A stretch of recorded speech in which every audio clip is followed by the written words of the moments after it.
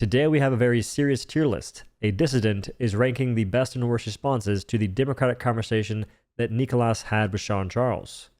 Let's begin. Will you fix the old war bonds? We have gone back many times to fix old things that aren't really that interesting, or maybe that kind of felt like it been left behind.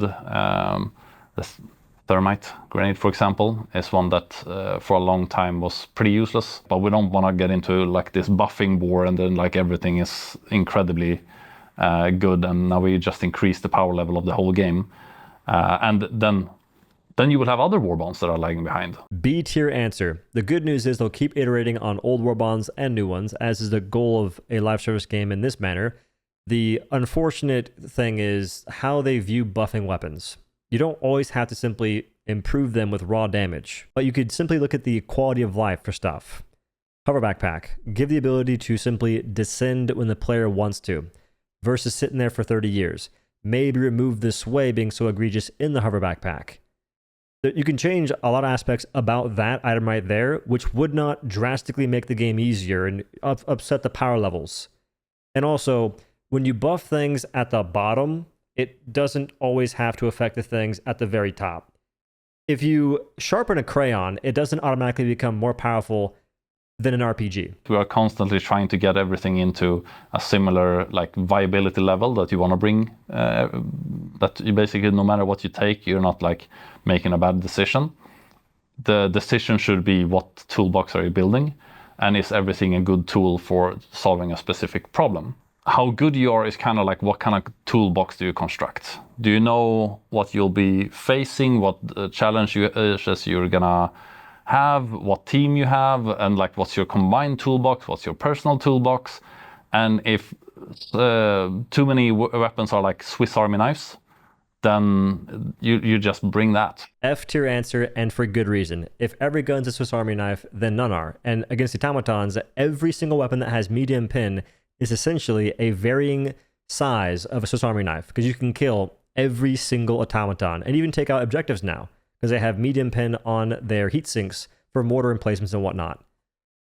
That is precisely what you're saying you don't want to do, except you've done it, and it is the reason automatons are such a good faction. And it's because of the different ways in which you can approach them that players aren't aware of, which is unfortunate, but they're so well made.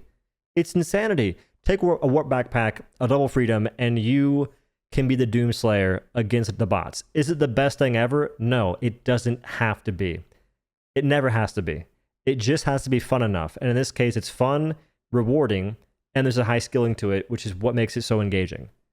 But to say that you don't want to make Swiss Army knives is going against the very thing you've done that has worked out so well. You might want to save the whole team toolbox talk for the roguelite mode, which could be a banger and could actually encourage class play and actually speccing into certain things. Because in the current state of the game, I don't think that speccing to roles makes that much sense unless you're in a pre-made group and you've all agreed you want to do it. What is the most balanced weapon?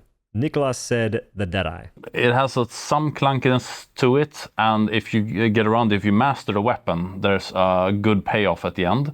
It is usable enough if you're if you just pick it up. It just feels good straight off the bat.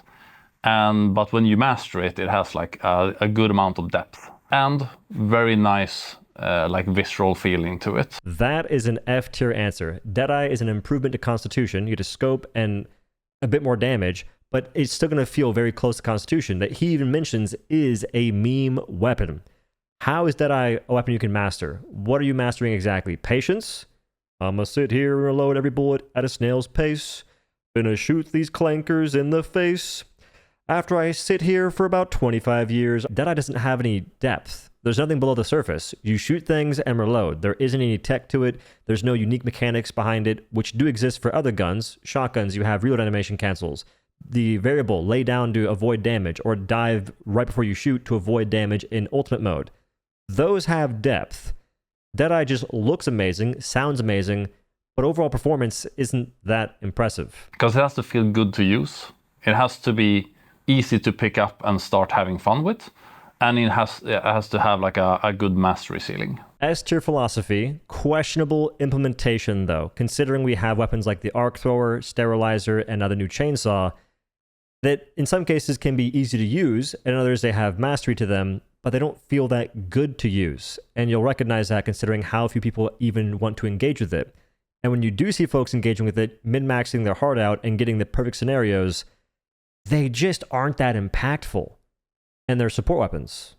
They should be. They should be good at something. Like, that should be the goal of weapons. Not to be good at everything, but to be good at something. Us, and I think the majority of the community agrees, is like, this kind of power level is like, now we're happy. Here the game feels good. It seems to make sense. We're having a good time.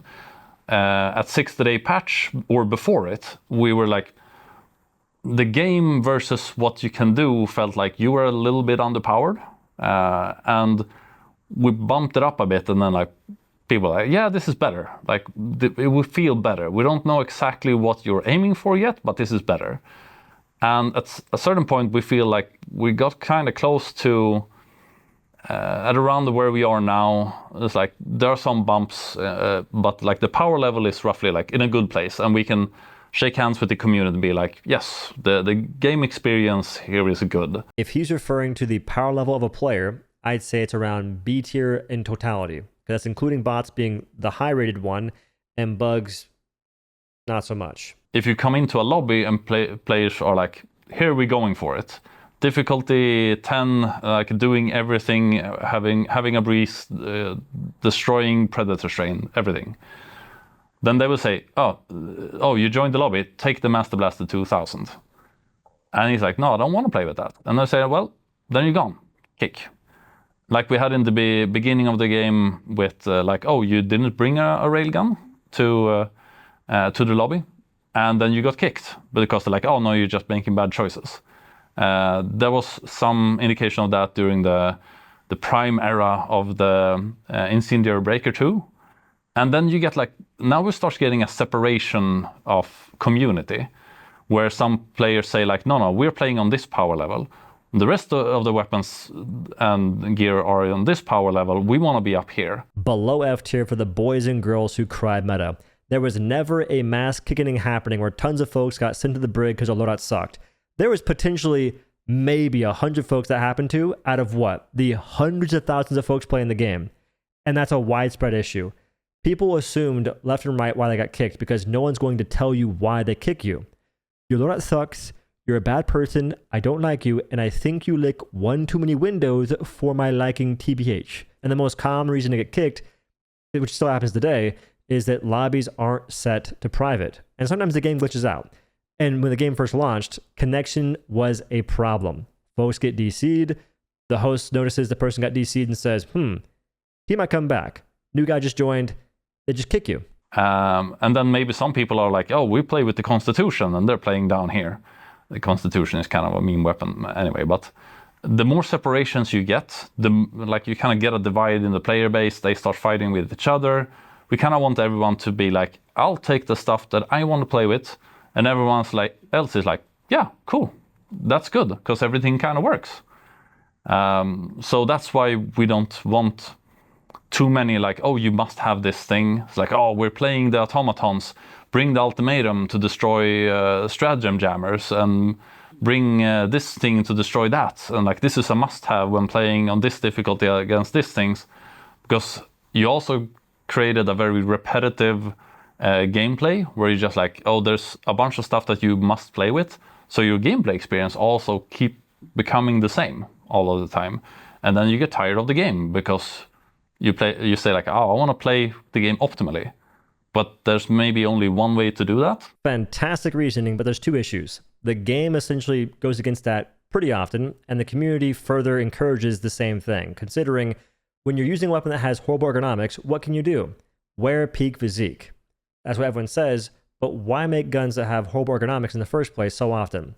Amendment, 1-2, variable, some of these probably deserve it, others not so much. And you're just encouraging the use of armor that's not particularly engaging or fun to make weapons that feel bad feel decent. Are there any plans to buff the one true flag? I know we have some like effects that you kind of have to know. Like you have the Democracy Protects armor, which is it's plot armor, we call it. That's the funny stuff with it. But it's a little bit magic. So the question is like, would the one true flag have an effect like that? How would you show it? We don't want to put weird markers in the game that would break the immersion. So we're not really actively looking at it because, you know, it's the one true flag. It's the flag, and it's also just the flag. It's not a magic flag. It should raise your morale anyway when you're there as a player. F tier. He spent how long saying that tools should be viable, this, that, and the third, and now all of a sudden the flag is just a flag, which I think was kind of funny he said that. Like, it's a joke, I'm pretty sure. But it's also the way he thinks about it, which is not ideal. And when you talk about it not having a visible aura, that's perfectly fine. It doesn't have to show what's happening in any way, shape, or form. It just has to be doing something. And in the game, just say, the flag emits a radius of a buff X meters. We can ping from the root, the stem, the shaft of the flag, and get an idea how far the buff goes to. That's perfectly fine. But make sure the buff actually does something meaningful. I would like Siphon. You do damage, you get healing back, which would be awesome for melee weapons in the future, a berserk of some kind. Maybe reload speed increase, infinite ammo, which would go crazy with the minigun. Although if it was infinite ammo, it could not be a permanent, long-lasting buff. That's the tricky part. And if you make it a non-permanent buff when the flag's down, reduce the flag's cooldown. Just saying. Maybe also have it so if you're holding the flag in your hands, it does give you a permanent stam reduction. 25%. Are silencers working as intended? They do have a smaller radius of sound to attract enemies, and they don't immediately alert them if you miss. They still alert them if you hit. This is part of, I guess, here we kind of come into a bit of Hollywood movies versus reality. We have suppressors. A suppressor is still an impressive amount of decibels when they shoot. They're not silenced. Put it more silenced than it probably should be in terms of realism, but we're not doing pure realism. So, but maybe we should take it further. Like the community can also tell us here. Like instead of asking, for example, like, oh, are they where we intended to be? Like they are, but is that good enough? It's like, because you can tell us, like, I don't feel like I can do this with it. I expect to be able to do this, but I can't.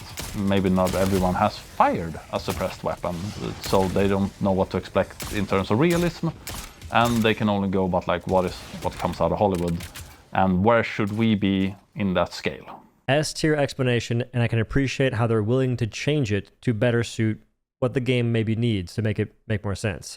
I would say the faction in which silencers benefit the most is automatons, and at the moment, it's not particularly enticing, to say the least. You can shoot and miss them, and they're still decently alerted, even though he said they kind of don't do that in the full video. But when you kill one, you're screwed. So what's the point? Shoot silencer, miss shots, or shoot suppressor, miss shots, and now it's doing something, which is still nothing because you're not killing anything. I would say the Hollywood route is the path forward. If you kill one and no one else sees it happen, no one gets alerted. You can take it further than that if you want, but I think that that's around where it should probably be if you want folks to use silencers. If you don't, by all means, keep it as it is. But it just becomes another tool that no one uses. What is your favorite faction to fight? Automatons. Easy answer. The aesthetics and the feeling that I get of just like this is like Terminator Future War, and the feeling of being like a human in a war that will just destroy you, and the enemy is actually like red eyes, evil clankers. Even though that's the only correct answer, I gotta give it S tier. I agree entirely. It's hard not to. Automaton's got the best designs in terms of gameplay, and the visuals are freaking phenomenal as well. Just an insanely fun faction to fight. We want you to have many different cool experiences in this game, and all being equally viable. You'd be hard-pressed to find a single player who doesn't agree with that. And there's one thing you can change right meow to make it better instantly. To have it to where the hitboxes on Battle Titans and Faction Striders don't really exist on the very top of them. maybe even the bottom. So folks can do some wacky stuff. Like I can chainsaw on the bottom of a Faction Strider and kill it, which you can already kind of do. It doesn't hurt you that bad. But on top of it, you just get chipped away. And on Battle Titans, if they nudge you, you're dead. And this takes away from potential rodeo shenanigans that aren't particularly powerful. They're just wacky and fun. How do you decide how much damage a weapon does and what makes it light, mid, heavy, pen? So the armor penetration is maybe the easiest to answer, which is it comes with the expectation and believability, which isn't not necessarily realism, but we wouldn't put like a small caliber weapon to have heavy pen. Someone proposes like, oh, this is a great fantasy with this type of weapon, then it comes with a magazine of 300 bullets. Each bullet does immense amounts of damage, explodes, and it's also very light. So and then we were just like, okay, let's not do that weapon. That just sounds like an everything weapon. And we don't want to do something that is just like better than any other weapon in the game in all fields. C tier. We need more give and take between the crazy ideas and the grounded realism, or in this case, the pseudo-realism, because we're getting weapons that just have far too many drawbacks and not many reasons to be brought into the battlefield at a rather alarming pace. So we do need more folks to have these wacky ideas, just reel them in a bit, and then go from there. There's some changes being made in the pursuit of realism, I guess, in the form of, let's say, sidearm sway. That is ridiculous. Or the not so realistic drag on sidearms and SMGs to make them do less damage to further encourage them to be close range weapons. We're going too far. Losing the plot and making them go from, in this case, they were never going to be good for everything, but now sidearms are being not so good for anything. The drag on guns, like the SOCOM pistol, is excessive. It can one-shot Devastators now, but not past around 15 meters. Why not reward players for hitting those shots? On top of the sway that currently exists, which is ridiculous. Anywho, I believe that's pretty chill stuff. It's a wacky tier list. Don't take it too serious.